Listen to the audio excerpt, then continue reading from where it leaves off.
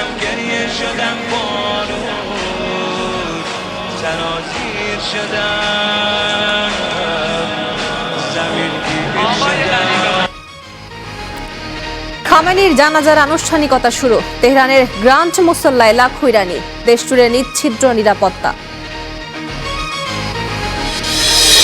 খামেনির শেষ বিদায়ে কাঁদছে বিশ্ব। সর্বস্তরের শ্রদ্ধায় যোগ দিয়েছেন চীন, রাশিয়া সহ অন্তত 100 দেশের নেতা।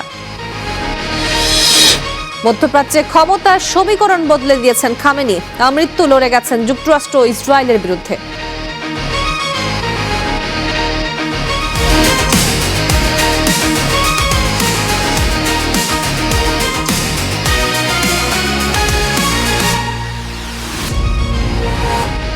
স্টার ওয়ার্ল্ডের সঙ্গে আছি আমি তোয়া আফরোজ। ইরানের সাবেক সর্বোচ্চ নেতা আয়াতুল্লাহ আলী খামেনির জানাজার আনুষ্ঠানিকতা চলছে। স্থানীয় সময় সকাল 6টা থেকেই তেহরানের ইমাম খোমেনি গ্র্যান্ড মুসল্লায় ঢল নামে শোকাহত জনতার। আমরা সরাসরি চলে যাচ্ছি সেখানে।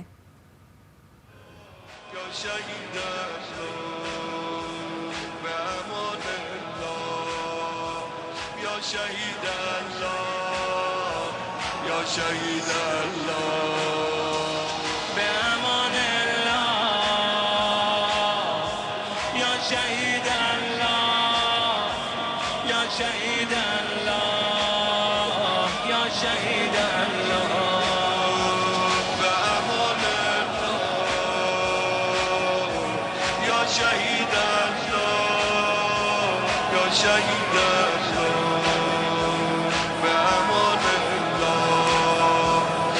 شهيد الله يا شهيد الله দর্শক, খামেনির জানাজা ও এই বিপ্লবী নেতার দাফন সহ নানা বিষয় নিয়ে ইরান থেকে আরও তথ্য জানিয়েছেন দেশটির রাষ্ট্রীয় গণমাধ্যম রেডিও তেহরানের সাংবাদিক নাসির মাহমুদ। জি, ধন্যবাদ আপনাকে। ইরানের শহীদ সর্বোচ্চ নেতা হযরত আয়াতুল্লাহিল উজমা খামেনির জানাজা উপলক্ষে এরই মধ্যে বিশ্বের বিভিন্ন প্রান্ত থেকে, বিভিন্ন দেশ থেকে প্রতিনিধিবর্গ আসতে শুরু করেছেন। গতকালও সারা দিন তার প্রতি সবাই শ্রদ্ধা নিবেদন করেছেন। তো উত্তর আফ্রিকা এবং মধ্যপ্রাচ্য অঞ্চলের বহু দেশ এসেছেন, সব নাম তো বলা সম্ভব নয়। তবে জর্দান এবং আরব আমিরাতের প্রতিনিধি এখনও আসেননি, হয়তোবা ওনারাও এসে যাবেন। তো মোটামুটি ইউরোপের দেশগুলো ছাড়া আরব এবং পুরো মিডল ইস্টের সবগুলো দেশেরই মোটামুটি প্রতিনিধিত্ব রয়েছে।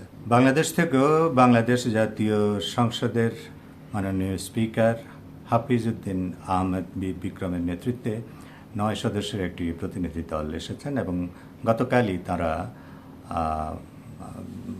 শহীদ সর্বোচ্চ নেতাকে শ্রদ্ধা নিবেদন করেছেন। খামেনিকে যেই শহরে দাফন করা হবে সেই শহরটির নাম হচ্ছে মাশহাদ। আপনি যথার্থই বলেছেন, মাশহাদকে পবিত্র নগরী বলা হয় কেন? এর কারণ হলো এই, শিয়া মুসলমানদের অষ্টম ইমাম, ইমাম রেজা আলাইহিসসালাম, তাঁর সমাধিস্থল, তাঁর রওজা মোবারক ওই মাশহাদ শহরে অবস্থিত। এই অষ্টম ইমাম হযরত রেজা আলাইহিসসালাম সেখানেই শহীদ হয়েছিলেন বলে এর নাম হয়েছে মাশহাদ। মাশহাদ মানে হলো শহীদ হবার স্থান বা শহীদদের স্থান। তো ইমাম রেজা আলাইহিসসালামকে সেখানে 20 পানে হত্যা করা হয়েছে বলে তাকে শহীদ বলা হয় শিয়াদের বিশ্বাস অনুযায়ী, সেজন্য এর নাম হয়েছে মাশহাদ। আর একজন ইমামের শহীদ ইমামের রওজা সেখানে থাকার কারণেই এই নগরীকে পবিত্র নগরী বলা হয়। এখানে ফার্সি ভাষায় বা আরবি ভাষায় বলা হয় মাশহাদে মোকাদ্দাস, মানে হলো পবিত্র মাশহাদ শহর। 5টি মরদেহ আপনি ঠিকই দেখেছেন। 5টি মরদেহের মধ্যে সবাই ওনার পরিবারেরই সদস্য। ইমাম খামেনি তিনি নিজে এবং তার এক কন্যা, তার নাতি, তার জামাতা এবং একটি শিশু। ইরান জুড়ে, বিশেষ করে সমগ্র তেহরান জুড়ে ব্যাপক নিরাপত্তা ব্যবস্থা, একেবারে নজিরবিহীন নিরাপত্তা ব্যবস্থা নেওয়া হয়েছে বলা যায়। তবে হামলার কোনো আশঙ্কার কথা সরকারিভাবে এখনও কোনো কিছু জানানো হয়নি বা আমরাও জানতে পারিনি।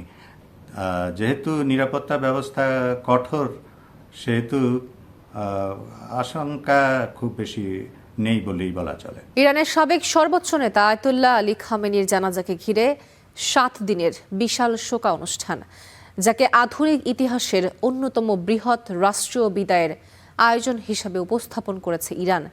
তেহরান এখন পর্যন্ত আন্তর্জাতিক কূটনীতিরও বড় মঞ্চে পরিণত হয়েছে, যেন মৃত্যুর পরও মধ্যপ্রাচ্যের রাজনীতির কেন্দ্রবিন্দুতেই রয়েছেন খামেনি। রাজধানী তেহরান থেকে মাশহাদ, নাজাফ থেকে কারবালা, ইরানে চলছে সর্বোচ্চ নেতা আলী খামেনির রাষ্ট্রীয় শোকানুষ্ঠান। 28 ফেব্রুয়ারি নিহত হওয়ার পর প্রাথমিকভাবে মার্চে দাফনের পরিকল্পনা ছিল, তবে ইরানের বিরুদ্ধে যুদ্ধ দীর্ঘায়িত হওয়ায় তা পিছিয়ে যায়। অবশেষে শুক্রবার শুরু হয় 7 দিনের রাষ্ট্রীয় শোকানুষ্ঠান। রাজধানীর বিভিন্ন স্থানে জড়ো হয়েছেন হাজারো মানুষ। খামেনির মৃত্যুতে যে শূন্যতা তৈরি হয়েছে তা সহজে পূরণ হওয়ার নয় বলে মনে করছেন অনেকেই। আমরা আমাদের প্রিয় সর্বোচ্চ নেতা শহীদ আয়াতুল্লাহ আলী খামেনির শাহাদাতে গভীরভাবে শোকাহত এবং এখনও সেই শোক কাটিয়ে উঠতে পারেনি। আমাদের হৃদয়ে যে অপার বেদনা ও শূন্যতা সৃষ্টি হয়েছে তা পূরণ করার কোনো উপায় নেই।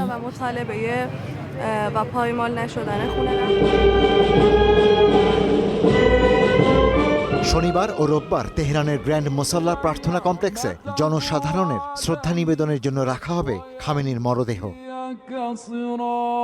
এরপর শোকযাত্রা যাবে ধর্মীয় নগরী কোমে। শুধু ইরানই নয়, শোকানুষ্ঠানের অংশ হিসেবে মরদেহ নেওয়া হবে ইরাকের নাজাফ ও কারবালাতেও। সবশেষে আগামী শুক্রবার মাশহাদে ইমাম রেজার মাজার প্রাঙ্গণে দাফন করা হবে 4 দশকের বেশি সময় ইরানের নেতৃত্ব দেয়া এই প্রভাবশালী নেতাকে। ইরানি কর্মকর্তাদের দাবি, এটি আধুনিক ইতিহাসের অন্যতম বৃহৎ রাষ্ট্রীয় জানাজায় পরিণত হতে যাচ্ছে। 1979 সালে ইসলামী বিপ্লবের নেতা রুহুল্লাহ খমেনির জানাজায় প্রায় 1 কোটি মানুষের উপস্থিতির রেকর্ডও ছাড়িয়ে যেতে পারে এবারের আয়োজন। একদিকে শোক, অন্যদিকে শক্তি প্রদর্শনের বার্তা। আলী খামেনির রাষ্ট্রীয় জানাজা শুধু একজন নেতার বিদায় নয়, বরং মধ্যপ্রাচ্যের রাজনীতি, ইরানের ভবিষ্যৎ নেতৃত্ব এবং আঞ্চলিক শক্তির ভারসাম্য নিয়েও নতুন আলোচনা তৈরি করেছে। Ishtiaq Hossain, star news. 4 দশকেরও বেশি সময় ধরে তিনি শুধু ইরান শাসন করেননি, বরং মধ্যপ্রাচ্যের ক্ষমতার সমীকরণ বদলে দিয়েছেন। তিনি ইরানের প্রয়াত সর্বোচ্চ নেতা আয়াতুল্লাহ আলী খামেনি। কিভাবে এক সাধারণ ধর্মীয় ছাত্র থেকে তিনি হয়ে উঠলেন ইরানের সর্বোচ্চ ক্ষমতাধর ব্যক্তি? কি ছিল তার আদর্শ? কেন তাকে বলা হয় প্রতিরোধ অক্ষয়ের স্থপতি? আর কি রেখে গেলেন তিনি বিশ্বের জন্য? সবকিছুই থাকছে এক্সপ্লেইনারে। Khamenei is dead. את המתחם של הרודן חמינאי. رهبر و امام مسلمین حضرت آیت الله العظما سید علی حسینی خامنه‌ای در راه سربلندی لعلي خامنه‌ای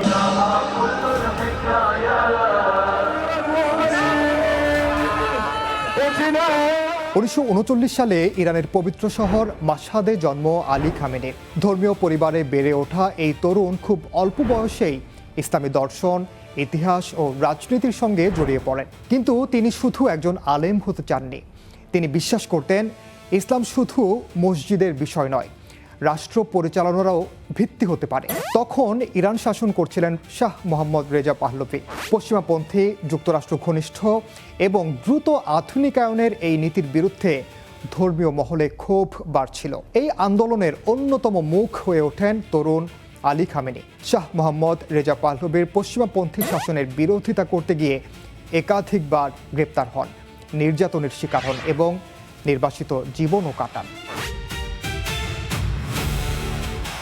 অবশেষে 1979 সাল ইরানে ইসলামী বিপ্লব এক পর্যায়ে সফল হয়। আয়াতুল্লাহ রুহুল্লাহ খমেনি দেশে ফিরে আসেন, নতুন রাষ্ট্র ব্যবস্থা গড়ে ওঠে। সেই বিপ্লবের অন্যতম বিশ্বস্ত সংগঠক ছিলেন আলী খামেনি।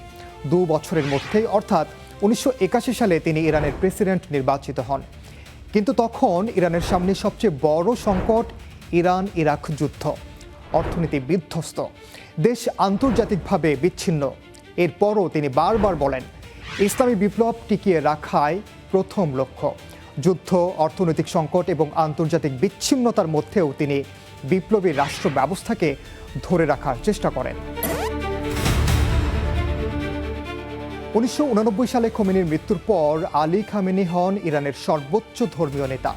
এরপর থেকে প্রেসিডেন্ট বদলেছে, সরকার বদল হয়েছে, কিন্তু চূড়ান্ত সিদ্ধান্তের ক্ষমতা ছিল তার হাতেই। সেনাবাহিনী, ইসলামী রেভলিউশনারি গার্ড কর্পস বা আইআরজিসি, বিচার বিভাগ, রাষ্ট্রীয় সম্প্রচার এবং কৌশলগত নিরাপত্তা সব কিছুর সর্বোচ্চ কর্তৃত্ব তার অধীনেই ছিল।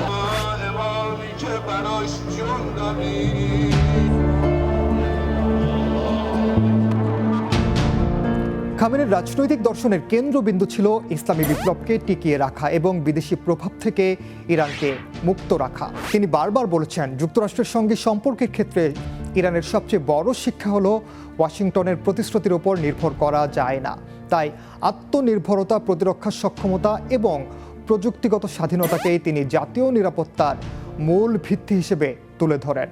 حامیان رژیم و بعضی از افراد خود رژیم غاصب এ কারণেই ইরানের ক্ষেপণাস্ত্র কর্মসূচি, ড্রোন প্রযুক্তি এবং ইউরেনিয়াম সমৃদ্ধকরণ কর্মসূচিকে তিনি কখনো আপোষের বিষয় হিসেবে দেখেননি।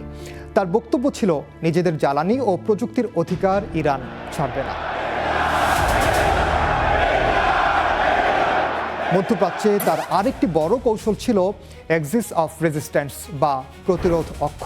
লেবাননের হিজবুল্লাহ, ফিলিস্তিনের বিভিন্ন সশস্ত্র গোষ্ঠী, ইরাকের শিয়া সশস্ত্র গোষ্ঠী এবং ইয়েমেনের হাউথিদের সঙ্গে ইরানের ঘনিষ্ঠ সম্পর্ককে তিনি আঞ্চলিক নিরাপত্তা কৌশলের অংশ হিসেবেই দেখতেন। তার সমর্থকদের মতে এটি ছিল ইসরায়েল ও পশ্চিমার প্রভাব মোকাবিলার কার্যকর উপায়। খামেনির পুরো রাজনৈতিক জীবন জুড়েই যুক্তরাষ্ট্র ও ইসরায়েলের সঙ্গে সংঘাত ছিল স্থায়ী বাস্তবতা। অর্থনৈতিক নিষেধাজ্ঞা, পরমাণু কর্মসূচি, কাসেম সোলাইমানের হত্যাকাণ্ড, গাজা যুদ্ধ কিংবা সাম্প্রতিক ইরান ইসরায়েল সরাসরি সংঘাত, প্রতিটি বড় ঘটনায় তার অবস্থান ছিল দৃঢ় ও আপোষহীন।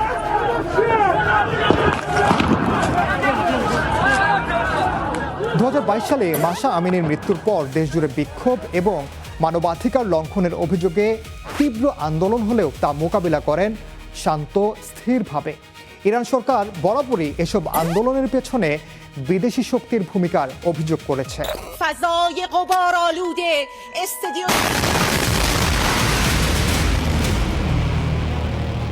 4 দশকের নেতৃত্বে খামেনি এমন একটি রাষ্ট্র ব্যবস্থা গড়ে তোলেন যেখানে আদর্শ, নিরাপত্তা, ধর্ম এবং ভূ রাজনীতি একে অপরের সঙ্গে গভীরভাবে যুক্ত। তার সমর্থকদের কাছে তিনি ইসলামী বিপ্লবের রক্ষক এবং জাতীয় সার্বভৌমত্বের প্রতীক।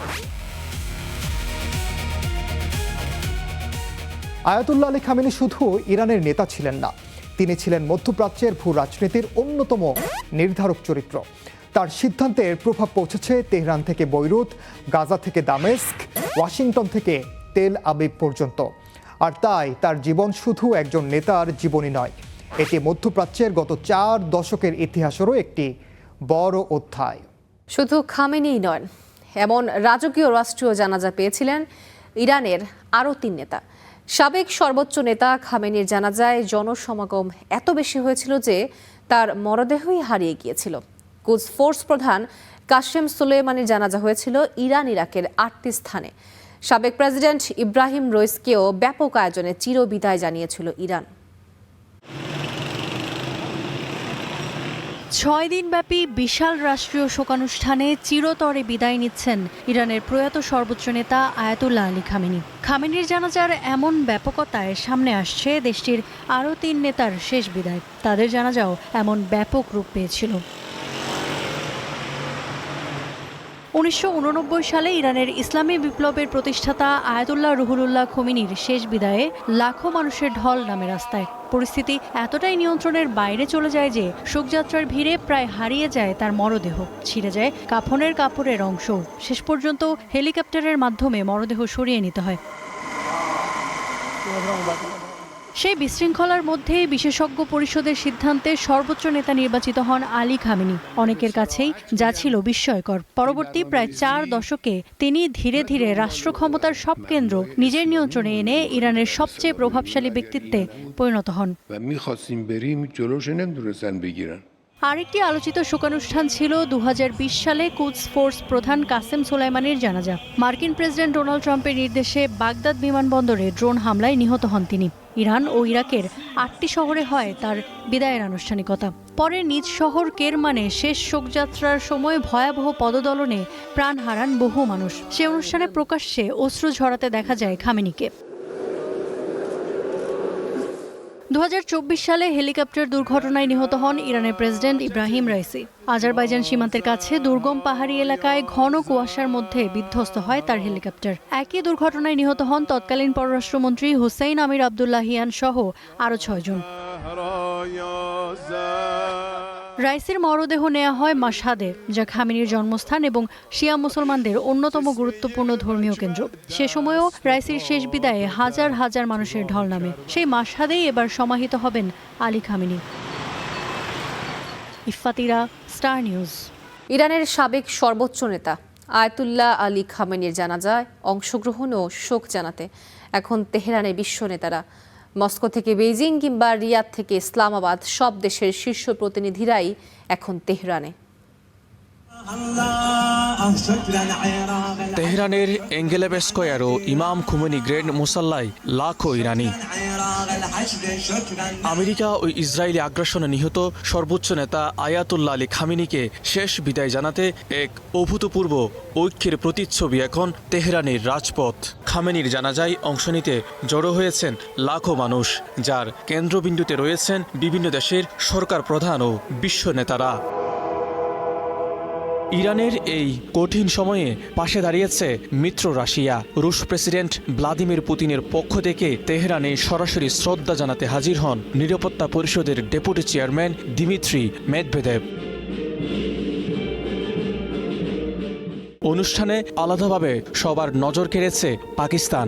একযোগে তেহরান সফরে এসেছেন পাকিস্তানি প্রধানমন্ত্রী শাহবাজ শরীফ এবং দেশটির সেনাবাহিনীর প্রধান ফিল্ড মার্শাল আসিফ মুনির। খামেনির মরদেহের সামনে দাঁড়িয়ে মুনাজাতের মাধ্যমে তারা পাকিস্তানের পক্ষে গভীর শোক ও শ্রদ্ধা জানান। শেষ বিদায় অনুষ্ঠানে শোকাচ্ছন্ন আবহে যোগ দেন ইরানের প্রতিরোধ অক্ষের মূল মিত্ররা। ফিলিস্তিনের হামাস, প্যালেস্টাইন ইসলামিক জিহাদ, লেবাননের হিজবুল্লাহর শীর্ষ নেতারা শ্রদ্ধা জানান বিপ্লবী নেতা খামেনির মরদেহে। এছাড়া উপস্থিত ছিলেন আফগানিস্তানের তালেবান সরকারের উচ্চ পর্যায়ের প্রতিনিধি দল। বেইজিং থেকে হাজির হন চীনের ন্যাশনাল পিপলস কংগ্রেসের ভাইস চেয়ারম্যান। সামিল হয়েছে বাংলাদেশও। স্পিকারের নেতৃত্বে অংশ নেন 9 সদস্যের প্রতিনিধি দল। নয়াদিল্লির পক্ষে শ্রদ্ধা জানান ভারতের বিশেষ প্রতিনিধি লেফটেন্যান্ট জেনারেল সৈয়দ আতা হাসনাইন, পররাষ্ট্র প্রতিমন্ত্রী পবিত্র মার্গারিটা, সালমান খুরশিদ ও পিডিপি নেত্রী মেহবুবা মুফতি। আঞ্চলিক সম্পর্কের নতুন বার্তা দিয়ে সৌদি বাদশাহ ও যুবরাজের পক্ষে সমবেদনা জানান দেশটির উপপররাষ্ট্রমন্ত্রী ওয়ালিদ আল খোরাইজি, যা রিয়াদ তেহরান সম্পর্কে নতুন দিগন্তের সূচনা বলে মনে করছেন অনেকে। এছাড়াও মালয়েশিয়া, জর্জিয়া, আর্মেনিয়া, কাতার, তুরস্ক, ওমান, শ্রীলঙ্কা, কিউবা সহ অর্ধশতাধিক দেশের প্রতিনিধিরা শ্রদ্ধা জানাতে অংশ নেন। তেহরান ও কুম হয়ে খামেনির মরদেহ নেওয়া হবে ইরাকের নাজাফ ও কারবালায়। আগামী 9 জুলাই মাশহাদের পবিত্র ইমাম রেজা মাজার প্রাঙ্গণে সমাহিত করা হবে এই অবিসংবাদিত নেতাকে। মাজিদ শাহরিয়ার, স্টার নিউজ।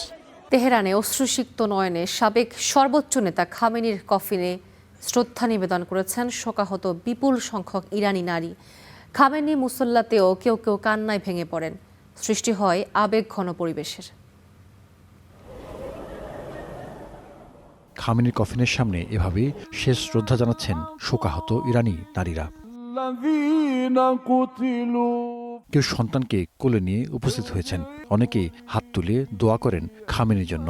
পুরো অনুষ্ঠান জুড়ে ছিল শোক ও আবেগঘন পরিবেশ।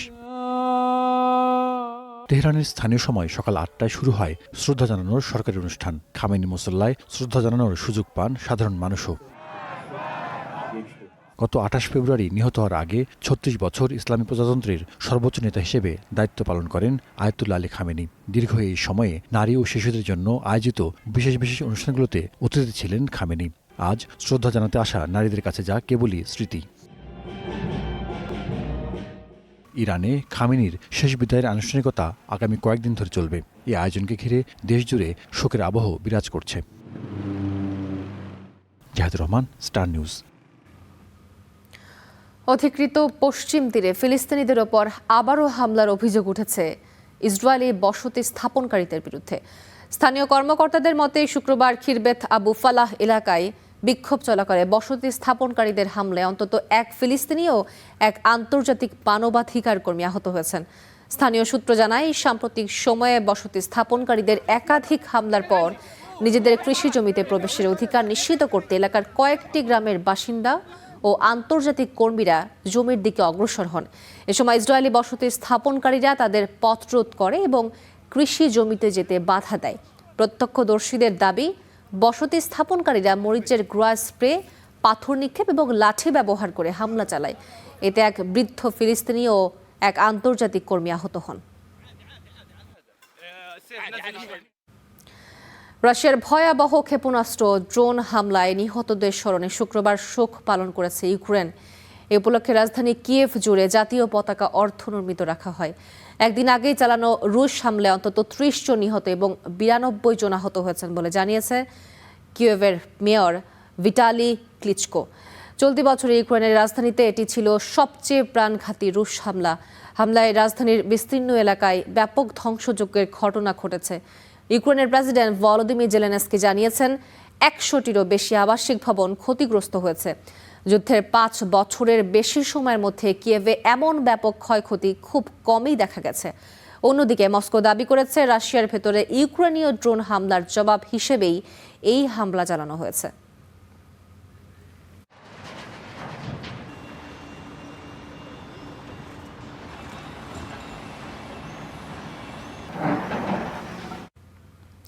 দর্শক, এই ছিল আজকের স্টার ওয়ার্ল্ডে। এতক্ষণ সাথে থাকার জন্য সবাইকে ধন্যবাদ।